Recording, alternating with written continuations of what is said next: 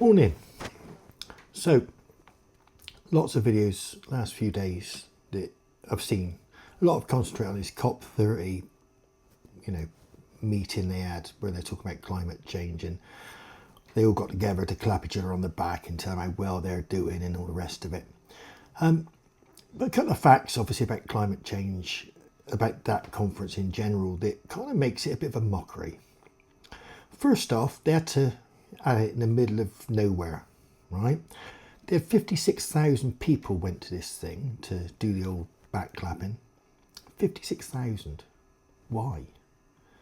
But they had to hold it in the middle of nowhere in a rainforest. And there's no airport at the place they held it. So what they did, they basically cut down miles and miles of trees to create a road through the rainforest that they were talking about being so, it's so bad that it's being cut down. They cut all the trees down and built a fucking road through it, right? And just to get these people there and back. The road wasn't there before, it's only there for this thing, right? So at a time when realistically the common sense thing you could be doing, if there was such a thing as climate change, which there is not, but if they were talking about having to control carbon, the last thing you do is cut trees down. You should try and probably plant some. Maybe stop Brazil cutting down a rainforest in the first place.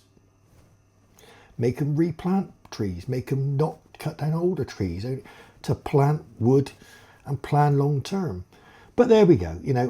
Let's not fucking, let's not make any sense, shall we? So we've got 56,000 people went, which sounds fantastic, right? However, if you believe the stats, okay, about climate change, which, like I said, is a load of bollocks, but if you believe that there is such a problem as carbon dioxide in the atmosphere, the three biggest polluters, creators of carbon, the first one's obviously China, and then you've got a toss-up between the United States and India. That's the three top producers. Between them, they do more than 50% of all the carbon pollution that they're supposedly worried about, right? Who wasn't there? Out of 56,000 people, who didn't send people to represent them? China, USA, and India. So what was the point? You only got to get those three countries to have a meeting. They could hold it in Washington or Beijing or Delhi, and they could solve their problem, at least half their problem, in one meeting there, supposedly, right? If they can convince those countries that climate change is actually a thing, which they wouldn't do, because those countries clearly got a bit more of an idea about how nature works than the rest of the world, because net zero is obviously just a scam. It's a bit like COVID and every other scam they put on us.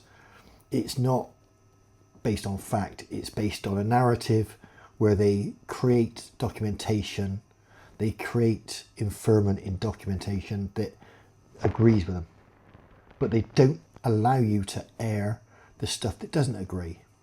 They do a bit of a BBC on it, They only print the information that agrees with their narrative and makes you go along with it. So then you look at our people that went, right? Obviously, Queer Stalin, he went over there, business class, kowtowed with a load of people, pretended that people aren't embarrassed by the fact that he even represents us, because we all are. I know leftists hate it when we say that, but it's true. The vast majority of the country absolutely hate the guy, think he's a complete wanker, and I think his dad really was a tool maker, because he certainly made Keir Starmer the biggest tool. But he went along, and his private jet, 2 tons of carbon for the fuel, which is a hell of a lot more than your annual little holiday to Benidorm costs you, right? But he's there to do that, to tell you not to have your holiday in Benidorm. A bit hypocritical, wouldn't you say? Miliband, Millie Bellend as we like to call him, he went to Brazil. He did his 2 tons in, went to Brazil, 11 grand return flight, which is a lot of money because he had to go business class apparently, because you can't drop sandwiches down your chest if you don't go business class. So Millie Bellend turns up over there, spends a couple of weeks there. Oh, I think I might have left the gas on. I'm going to fly home. He flew home, spent a couple of days, switched the gas off, checked the missus wasn't shagging the milkman, helped David Lammy write his name on a piece of paper, and then jumped on a plane, flew back. So it actually cost 22 grand in flights for Ed Miliband to be there, because he decided he had to come home in the middle of it and then go back out again. Well, it's only money. It's not his money, but he had to be there because obviously a lot of net zero jobs depend on Ed Miliband perpetuating the myth. So he did 4 tons in carbon. And that is probably about 8 times as much as it costs you to get your family to Benidorm. And yet, this is a man who wants you to drive an electric car. He ain't got one. He was going to buy one, and then COVID came along. Yet COVID was 2020. I mean, he wasn't even in power then. And since then, Ed, that's 5 years. You'd think you might have bought one by now, if you believe that they're any good. But of course you don't, because you know they're no good, because obviously we all tell you they're no good. And nobody's buying them, except when they get tax relief, and essentially the taxpayers contributing to them. And when they get rid of them, they still lose an awful lot of money. Depreciation on EVs is catastrophic. It's hilarious to watch. I mean, well, it's not hilarious because it's meaning the poor people that fell for it have bought these cars and they sort of spend, I don't know, let's say an average one, I don't know, 40 grand. And then 3 years down the line, they try and get rid of it or try and move on to another car, even if they want to buy a new EV, and they're told that it's worth 8,000 quid or something like that. It's like, and if they had a diesel, it's something worth 25 or 30 even. Yeah, doesn't work, does it? Doesn't work.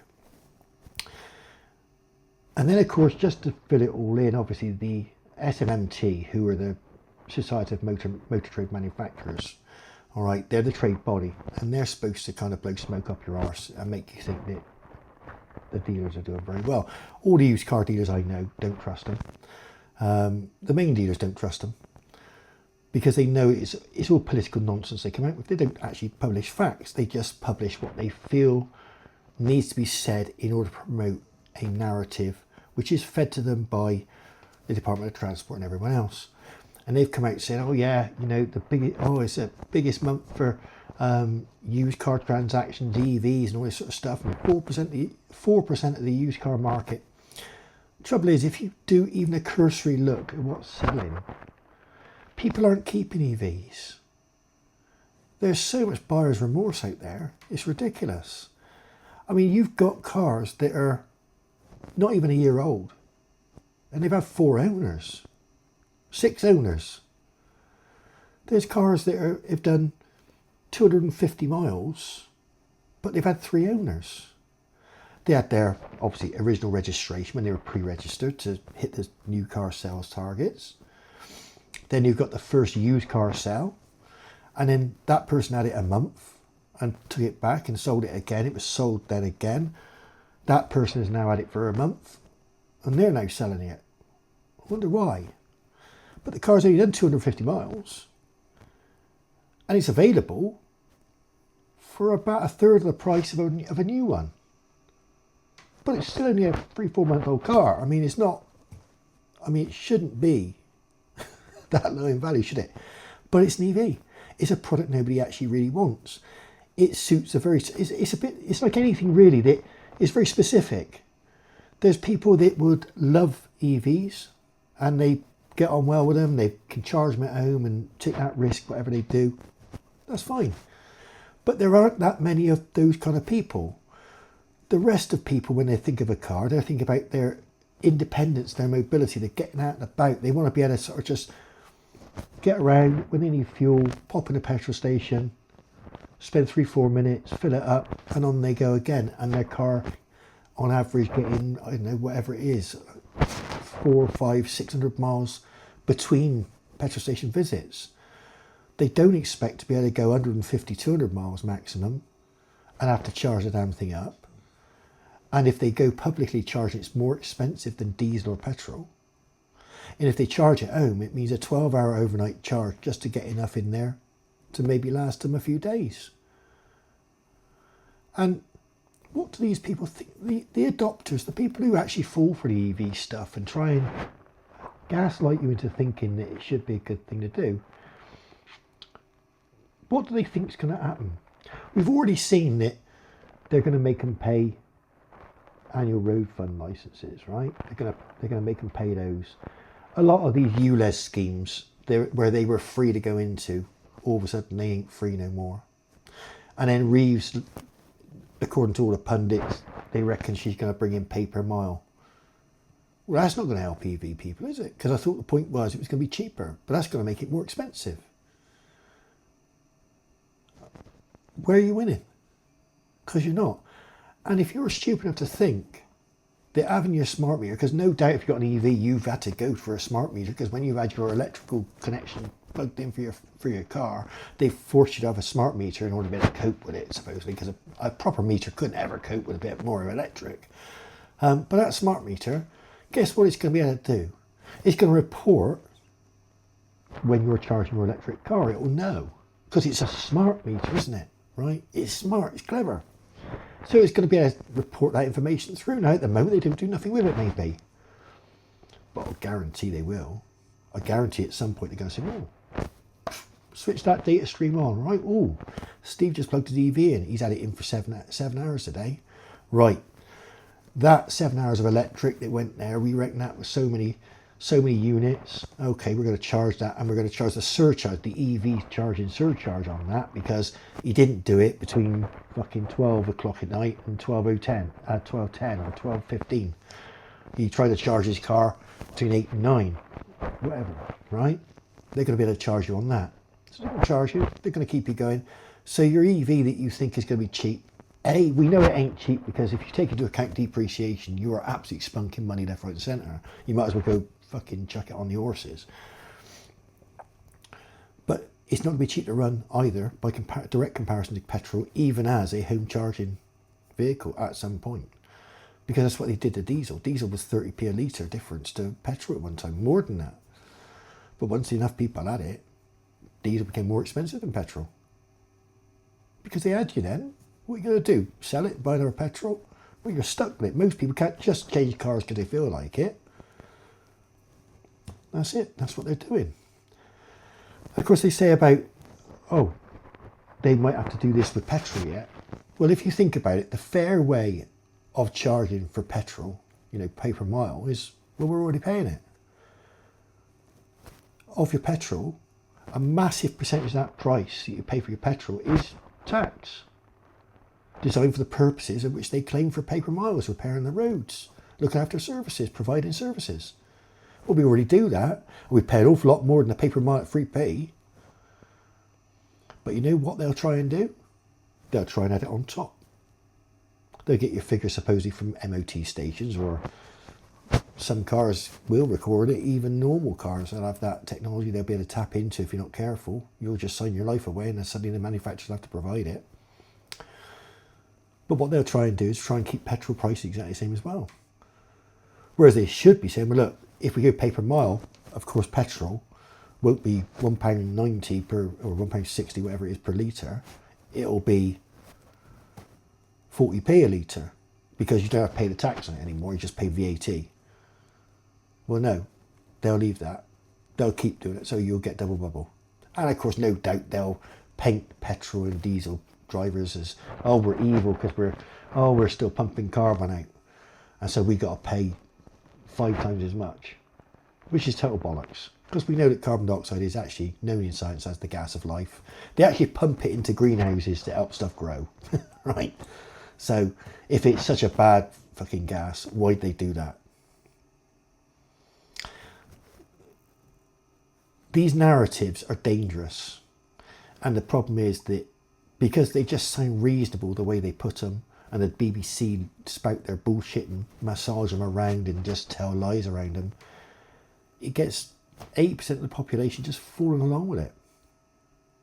A lot of people just think, oh, I can't be bothered to fight it. It is what it is, I'll just do it. But at some point, you have to stand up and say, this ain't fucking on. This ain't fucking on. Why should you put up with it? Why should you pay more for less? That's what we're doing all the time. You used to get so much more for your money than you do now. And that's because we've allowed these people to manipulate things, to charge taxes on things, hidden taxes, stealth taxes.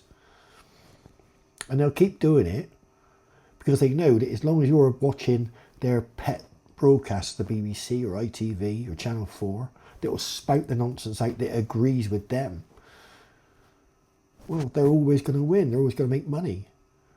That's why Keir Starmer's worth millions. That's why an idiot like Ed Miliband is worth millions. How the fuck does someone as thick as Miliband? I mean, it's because he's plays a political game. If he's in the real world, he wouldn't last 5 minutes, would he? Let's face it. He'd be working at McDonald's. Yeah, you need to watch what they're doing because it is all wrong. Anyway, like, share and subscribe, please. It'd be fantastic if you wouldn't mind.